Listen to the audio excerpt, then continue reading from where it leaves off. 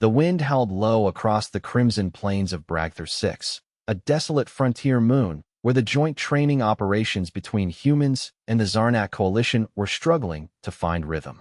Dust clouds curled around the squat, metal barracks that jutted from the rocky ground like broken teeth. A storm was brewing in the east, but inside Barracks Delta 4, the storm was already underway. "You call those arms?"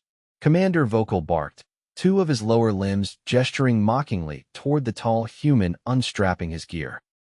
"How do you lift anything heavier than a lunch ration?" Eli Vanner didn't answer. He sat on the edge of his cot, sweat still clinging to his temple. The training session had gone badly. He'd fumbled the plasma pack during the simulated evac and nearly dropped it into a crevice. Private Roan, a Zarnak foot soldier, let out a wheezing laugh. "They're soft. All of them. I saw one get winded climbing the ridge." Eli leaned forward, unlacing his boots slowly. His knuckles were scraped. The gravity here was heavier than Earth's, and the terrain unforgiving. He hadn't complained once. Corporal Dren, another Zarnak with a wide, squat frame, nudged Roan. "I bet if you turned the heat up 5 degrees, they'd melt." "Or cry," Roan added. Eli stood, his voice quiet but firm. "You done?" Roan turned, the amusement still plastered across his pale, scaled face. "Oh, the human speaks. I didn't see you carry anything today," Eli said. "You stuck to that hover sled like it was glued to your tail."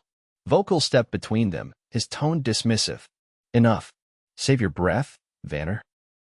You'll need it the next time you trip on a rock." Outside, the storm cracked the sky with a dull, throaty rumble.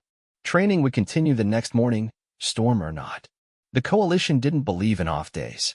When dawn broke, it brought ash-gray clouds and shrieking winds, but the squad still lined up outside the barracks in full gear. Sergeant Holland, the human unit leader, had a limp from a previous operation on another moon. He shuffled forward, reading from his tablet. "Route 9, he said. "Up and over the Dagger Ridge. Full evac simulation. No hovers, no shortcuts. We carry everything in. We carry everything out." Eli adjusted the straps on his pack and glanced sideways at Private Collins, his squad mate. Collins gave him a half shrug, already winded from just standing upright under the weight of his gear. The climb started rough. The incline was nearly 40 degrees with loose gravel and jagged rocks. The humans grunted and heaved, sweat streaking their faces, while the Zarnak soldiers bounded forward with minimal effort, their multi-limbed gait more suited for the terrain. By the time the squad reached the halfway point, Collins had fallen behind, his breathing ragged. "I'm fine," he rasped, waving off Eli's concern. "You're not," Eli said, and grabbed his arm just as Collins' knees buckled. The others kept moving. No one stopped. The Zarnak soldiers laughed from above. "We can radio for a med drone," Collins muttered. Eli looked at the horizon. No drone would make it through this storm in time. "I'm not leaving you here," Eli said. He pulled off Collins' pack, slung it over his own shoulder, then crouched. "You're not serious," Collins said, voice weak. "Get on." Collins hesitated only a moment before climbing onto Eli's back. His right ankle was twisted at an ugly angle, likely broken. Eli gritted his teeth, adjusted his grip, and began climbing. The path narrowed further up. The wind picked up. Rocks bit into Eli's boots. Every dozen steps, he had to stop and breathe. His thighs screamed with effort. He could barely see through the sweat stinging his eyes. Around the bend, two Zarnak soldiers watched from a flat ledge, arms folded. "Look at that," Roan said. "Is he trying to carry him the whole way?" "Humans are stubborn," Dren replied. "They mistake foolishness for strength." Eli passed them without a word. Collins' weight pressed into his spine. His arms burned, but he kept moving. By the time he reached the top of the ridge, his legs were shaking. He dropped to one knee, coughed hard, then lurched forward again. The descent was even trickier. Gravel slipped under his boots. Twice he nearly lost his footing. Collins tried to dismount. "Don't," Eli said between breaths. "You go down now, you're not getting back up." It took him another 40 minutes to get back to the evac point. The medic, a stocky woman named Harper Onley, ran to meet him. "What the hell happened?" "Twisted ankle," Eli said, barely able to stand. Harper had two support troopers help lower Collins to the ground. She ran a scanner over the leg. "Fracture, mid-shaft. We'll need to splint and evac." "You carried him all the way from the ridge?" Eli nodded. One of the Zarnak commanders, Vocal himself, approached. He looked down at the two humans, his expression unreadable. You are unusual, he said slowly. You could have left him. You should have. That would have been logical. Yeah, well, Eli said, sitting heavily on a rock. Humans don't always do logical. Harper handed him a water pouch. He drank deeply, coughed again, and wiped sweat from his brow. You're going to need N4, Harper said. You're on the edge of heat exhaustion. Vokal turned to his soldiers. None of you offered assistance. Roln shifted uncomfortably. He didn't ask. He shouldn't have had to, Vokal snapped. Eli leaned back, eyes closed. Don't worry about it. I didn't do it for them. 2 hours later, Eli was back in the med bay, an electrolyte drip in his arm and a blanket around his shoulders. Collins was stable, legs splinted, and resting beside him. Vokal entered quietly and stood at the foot of the bed. You are not strong in the way we define strength, he said. But perhaps your definition has merit. Eli opened one eye. That your way of saying thank you? Vokal hesitated. It is my way of saying I misjudged you. Well, Eli said with a tired breath, that makes 2 of us. Vokal turned to leave, but paused. Tomorrow's training will be postponed. We've decided a review of emergency protocols is in order. Eli chuckled once, then winced. No complaints here. Harper returned to check his vitals, her tone brisk. You're lucky you didn't tear something in your back. I'll schedule a scan when the storm clears. I'll live. Barely, she muttered. Outside, the storm had passed. The red horizon was streaked with amber. Among the human ranks, word of what Eli had done spread quickly. Among the Zarnak, it spread even faster. For the first time in weeks, no one laughed at the human strength. The walls of the infirmary buzzed faintly with energy as the solar grid rebalanced after the storm. Eli lay on the narrow cot, the 4-line still in his arm, his shirt folded neatly on a chair nearby. The left side of his back throbbed with a deep, pulsing ache, the kind that warned you if you moved wrong, something important might tear. The lights were dimmed to conserve power, and the only other person in the room was Corporal Dren, sitting awkwardly on one of the supply crates. He hadn't spoken since he came in, just watched Eli like he was a puzzle missing a few edge pieces. Eli shifted his weight slightly. You lost? Or just admiring the view? Dren tilted his head. I am attempting observation. You confuse me. Join the club, Eli muttered. We meet Tuesdays. Dren didn't react. I reviewed your file. You are not a high-ranking human. Not genetically enhanced. No cybernetic augmentations. No prior commendations for extreme endurance. Appreciate the flattery. I do not understand how you managed what you did. Your physiology should have failed. The conditions were hostile. Eli exhaled through his nose. I guess no one told my legs. Dren stood and approached the cot, his gait slow and deliberate. Is it pain that motivates you? Fear of weakness? No, Eli said, adjusting his position again. It's the guy I carried down that ridge. He needed help. I was there. That's it. Dren tapped his claws against the edge of the cot. So it is obligation. You were programmed for mutual survival. Not programmed. Just raised that way. Explain the difference. Eli looked at the ceiling. Programming doesn't ask questions. It doesn't hesitate, either. What I did, that was a choice. Could have gone either way. There was a long pause. Dren finally sat down again. You humans are inefficient, but your inefficiency appears advantageous. Before Eli could respond, the door hissed open. Harper stepped in, carrying a portable scanner, her expression already annoyed. You're out of bed, she said, pointing at Eli's torso. And you're still holding tension in your lumbar. Lie flat. Eli grumbled, but obeyed. Harper ran the scanner slowly down his side, eyes on the readout. You've got inflammation along the paraspinal muscles. And your right lat's overworked. If you'd stopped halfway and redistributed weight, he didn't. Dren interrupted. He completed the task regardless. Shouldn't that be the priority? Harper didn't look up. No, because if he'd torn something, I'd be stapling muscle back onto bone right now. That's not victory. That's idiocy. Eli chuckled. Told you. Tuesdays. She handed him a soft compression wrap and a small tube of topical gel. This'll help with the inflammation. Apply it twice a cycle. No field work for at least 48 hours. And if I catch you lifting anything heavier than your own ego, I'll sedate you myself. As Harper left, Dren stood again, but slower this time. May I return tomorrow? I have more questions. Sure, Eli said, lifting the gel tube. Bring snacks. By the following morning, the infirmary was busier. 2 Zarnak scouts had been pulled from a side ravine after a rockslide. One had fractured a lower limb. The other had a cracked thoracic plate.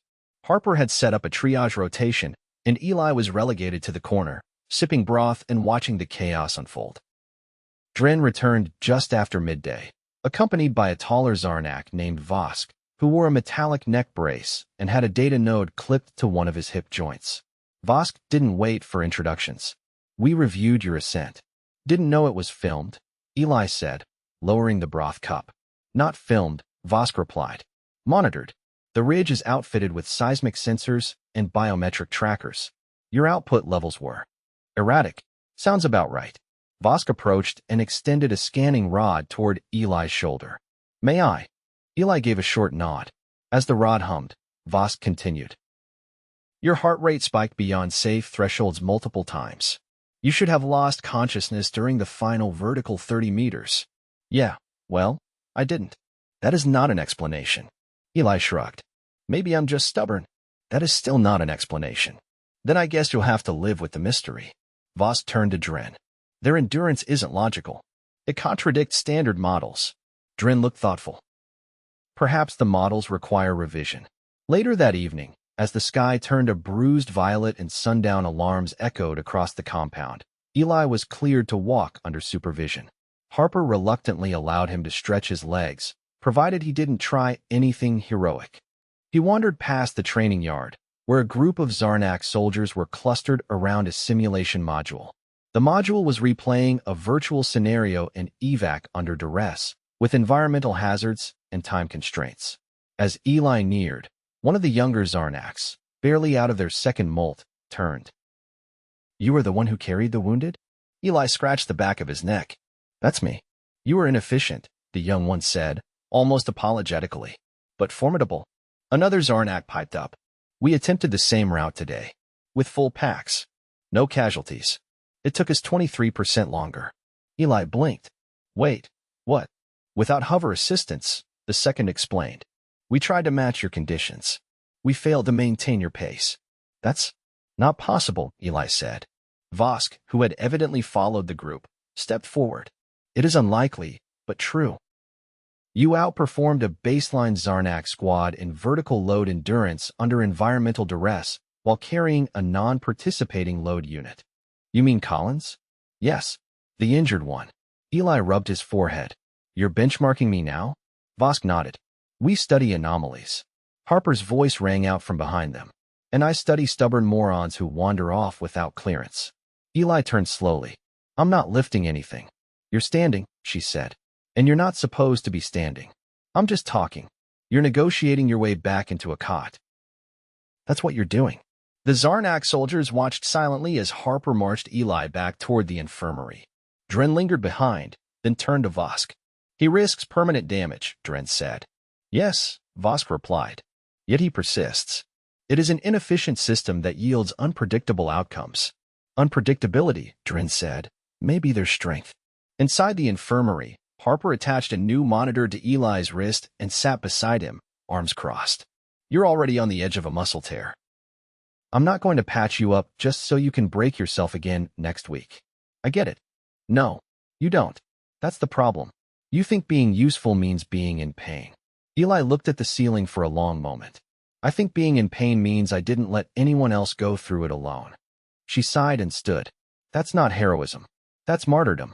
And martyrs are terrible patients." The next day, a new protocol briefing was posted to both human and Zarnak units.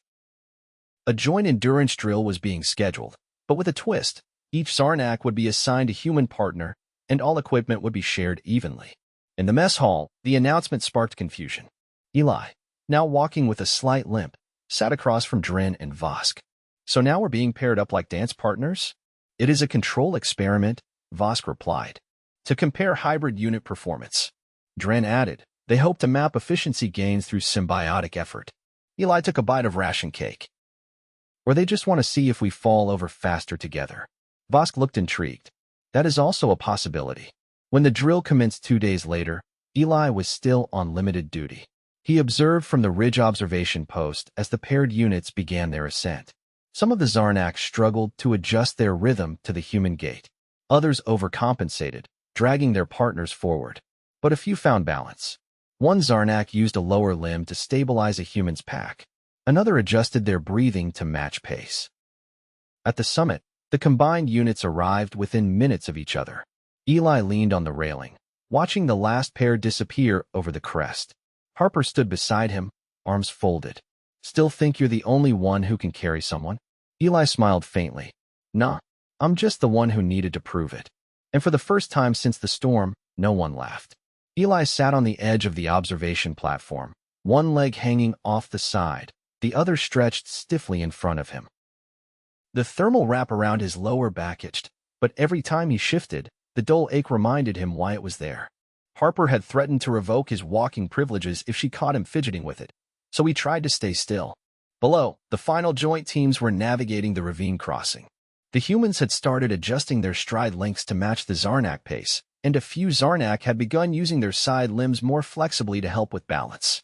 It wasn't graceful, but it was working. Dren stepped up behind him, silent until his second footfall. You're not on the roster, Eli said without turning. Observation is not restricted. I am not violating protocol. Eli glanced upward. You brought a notebook? Dren held up a small data pad. I prefer analog memory when analyzing behavior. It encourages slower processing. Guessing that's not a compliment. It is neither. It is a recognition of function. Eli leaned back on his palms. So, what are you really doing here? Dren sat beside him, folding his limbs neatly. I saw your medical chart. The muscle overuse was worse than I assumed. I'm not thrilled you saw that. It was part of the training debrief. All command units had access.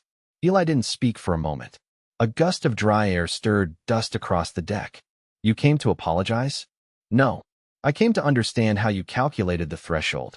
Eli picked up a stone and rolled it between his fingers. I didn't. Then how did you know you would not collapse? I didn't. Dren blinked. You accepted total systemic failure as a possibility? Yeah. Why? Because he needed me to. Dren's jaw shifted slightly. That is not logic. That is faith. It's trust, Eli said. He'd have done the same for me. Dren looked down at the ravine. Our units are not built on that model. We rely on prediction and redundancy, not trust. Maybe that's why you need us. Dren didn't respond. A few minutes passed in silence. Then Eli stood, stretching carefully. He still moved stiffly, but not as badly as the day before. You seen Collins today? He is undergoing range of motion therapy with the assistive brace. He complains frequently. That means he's healing. Dren stood as well. You humans process discomfort with verbal resistance. Some of us process everything that way. They walked back toward the central yard. A few Zarnak nodded at Eli as they passed. It wasn't celebration, more like acknowledgement. The kind that said, we saw. We didn't expect it, but we saw. Inside the medbay, Collins was seated on a padded bench, his leg braced and elevated. He was sweating, but not from pain, more from frustration. A Zarnak technician was adjusting the motorized support unit, clicking through settings. Why does this thing keep yanking sideways? Collins said, gripping the edge of the bench. You are compensating unevenly, the technician replied. Your right hip is not engaging symmetrically. I'm not doing it on purpose. I did not imply intent, only imbalance. Eli leaned against the doorframe. You always this charming during rehab? Collins looked up.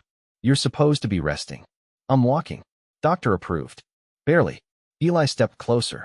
You doing the toe raises? Collins gestured at the brace. This thing does half of it for me. Doesn't mean you get to slack off. You carried me halfway down a mountain. I think I earned a little slack. Eli shook his head. That's not how this works. The technician adjusted the brace again. You must retrain your proprioception. It will take multiple cycles. Collins sighed audibly. I'll bring you a stress ball, Eli said. Maybe one shaped like Vocal's head. Collins finally laughed.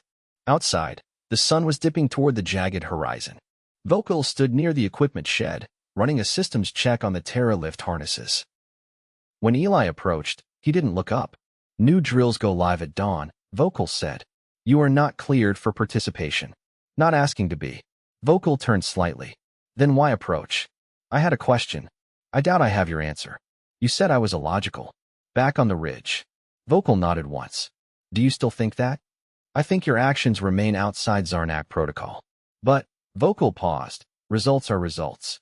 Eli crossed his arms. That sounds like the closest thing to a compliment I'm going to get. You should not seek affirmation. You already acted. Maybe I'm just making sure I didn't screw things up. Vocal folded his third and fourth arms. You created a ripple. It disrupted parameters we believed stable, but it did not break them. Eli considered that. Maybe they needed breaking. Vocal let out a low exhale. Perhaps. Later that night, the humans gathered in the mess hall for a meal. The lights flickered once as the backup grid recalibrated. The food was the same: protein bricks, hydration paste, nutrient slurry, but the mood had shifted. Less tension, more quiet watching. Drin entered with Vosk and another Zarnak Eli hadn't spoken to before. They took seats nearby, but didn't intrude. Harper walked in late, her med kit slung over one shoulder. She grabbed a tray and sat across from Eli. You're upright longer today. I'm pacing myself. Any spasms? Just tightness. Drink more water. I'm on my 4th liter. She glanced at his tray. And you're eating that glue? Trying to. She nodded. Good. He leaned forward. You know they're changing the drill structure? I heard. Joint pairing becoming standard. That your fault? Apparently.